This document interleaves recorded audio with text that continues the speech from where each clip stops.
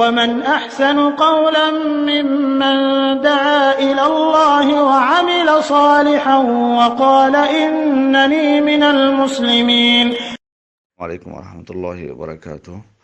আমাদের একজন ভাই প্রশ্ন করেছেন যে আমরা তো রাসূলের উপর দরুদ পেশ করি, কিন্তু যখন আজানের সময় মুয়াজ্জিন আজান দেয় তখন আশহাদু আন্না মুহাম্মাদুর রাসূলুল্লাহ বলে, তখন কি আমরা দরুদ পেশ করব? উত্তরে বলবো যে মুয়াজ্জিন যেটা বলবে সেটাই আমাদের বলা উচিত। এতে কোনো সন্দেহ নাই যে রাসূলের উপর দরুদ পেশ করা এটি অন্যতম একটি ফজিলতের কাজ। রাসূল সাল্লাল্লাহু আলাইহি স্পষ্ট হাদিসে মহান আল্লাহ তাআলা পবিত্র কোরআনে আমাদেরকে তার প্রতি সালাম দিতে, দরুদ পেশ করতে বলেছেন। সাথে সাথে তিনি বলেছেন যে যে ব্যক্তি আমার উপর একবার দরুদ পেশ করবে, আমি আল্লাহ তার উপর 10 বার রহমত বর্ষণ করবেন। তারপরে তিনি বলেছেন যে যার নিকট আমার নাম উচ্চারণ করা হয় অথচ আমার উপর দরুদ পেশ করে না, সে কৃপণ তাকে বলা হয়েছে, বা তিনি তার জন্য দোয়া করেছেন। তো যাই হোক, এখানে যে বিষয়টি বলবো সেটি হলো যে এত সত্ত্বেও যখন কোনো দোয়া বা জিকির হবে তখন সেগুলো যেভাবে এসেছে কোরআন এবং হাদিসে সেভাবে করাটাই উচিত, সেভাবে করাটাই একজন মুসলিমের উপর কর্তব্য। কারণ দেখুন যে হাদিসে যদি ইবারতটা আমরা লক্ষ্য করি যে ইযা সামি'তুমুল মুআদ্দিন ফাকুলু মিসলামা ইয়াকুল, যখন তোমরা মুয়াদ্দিনের আযান শুনবে তখন সে যা বলে তাই বলো। দেখুন এখানে বলছে সে যা বলে তাই বলো। মুয়াজ্জিন যেহেতু সেখানে সাল্লাল্লাহু আলাইহি ওয়াসাল্লাম বলছেন না, বরং হাদিসে স্পষ্টভাবে এসেছে যে আযানের সময় আশহাদু আন্না মুহাম্মাদুর রাসূলুল্লাহ বলবে শুধু। সুতরাং আপনিও মুয়াজ্জিন যেটুকু বলবে সেটুকু শুধুমাত্র বলবেন।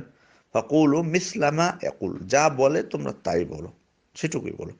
অতএব এখানে বাড়তি করার কোনো প্রয়োজন নাই। তাছাড়া দেখুন দোয়াগুলোর ক্ষেত্রে, জিকিরগুলোর ক্ষেত্রে আল্লাহ রসুল তিনি নিজেই সতর্কতা অবলম্বন করতে বলেছেন এবং যেভাবে তিনি বলেছেন সেভাবেই করতে বলেছেন। সহিহ বুখারীর 247 নম্বর হাদিস দেখুন, যেখানে বারা ইবনে আযিব রাদিয়াল্লাহু আনহু থেকে বর্ণিত, তিনি বলছেন যে রাসূল সাল্লাল্লাহু আলাইহি ওয়াসাল্লাম তাকে বললেন, ইযা আতাইতা মাদজাআকা ফাতাওয়াদ্দা উযুআকা লিস-সালাত সুম্মা ইত্তাজি আলা শিক্কিকাল আইমান, যখন তুমি বিছানায় যাবে তখন সালাতের মতো করে ওযু করে নেবে, তারপর ডান পাশে শুয়ে বলবে। তারপর একটি দোয়া শিখিয়ে দিলেন, আল্লাহুম্মা আসলামতু ওয়াজহি ইলাইক ওয়া ফাওয়াদতু আমরি ইলাইক ওয়া আলজাতু যাহরি ইলাইক রাগবাতান ওয়া রাহবাতান ইলাইক লা মালজা ওয়া লা মানজা মিনকা ইল্লা ইলাইক আল্লাহুম্মা আমানতু বিকিতাবিকা আল্লাযী আনজালতা ওয়া বিনাবিয়িকা আল্লাযী আরসালতা। তারপর রাসূল তাকে বললেন, ফাইন মুত্তা মিন লাইলাতিকা ফাআনতা আলাল ফিতরা ওয়াজআলহুন্না আখিরা মা তাতাকাল্লামু বিহি। তারপর রাসূল তাকে বললেন যে যদি সে রাতেই তোমার মৃত্যু হয় এই দোয়াটি পড়ার পর, তবে ইসলামের উপর তোমার মৃত্যু হবে এবং এই কথাগুলো তোমার সর্বশেষ কথায় পরিণত করো। তো তিনি বলছেন, ফারাদ্দাতুহা আলা নবী সাল্লাল্লাহু আলাইহি ওয়াসাল্লাম, এই দোয়াটি আমি মুখস্থ করে আমি আবার নবী সাল্লাল্লাহু আলাইহি ওয়াসাল্লামকে শোনাতে চাইলাম, যাতে মানে সঠিক হচ্ছে কিনা এটার জন্যই তিনি পুনরায় শোনাতে লাগলেন।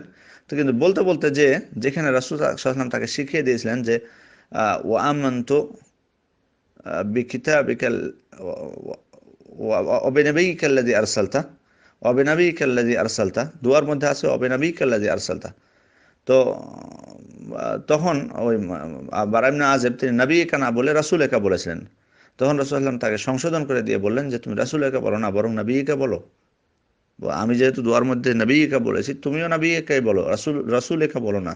তো এখানে দেখুন, এখানে তো তেমন কোনো বিষয় ছিল না, রসুল একা নবী একা বলা একই, কিন্তু রাসূল সাল্লাল্লাহু আলাইহি ওয়াসাল্লাম তাকে বললেন কি যে আমি যেভাবে বলেছি যে নবী একা হবে নবী কাল্লাযী আরসালতা, তুমি সেটাই বলো, রাসূল একা বলো না।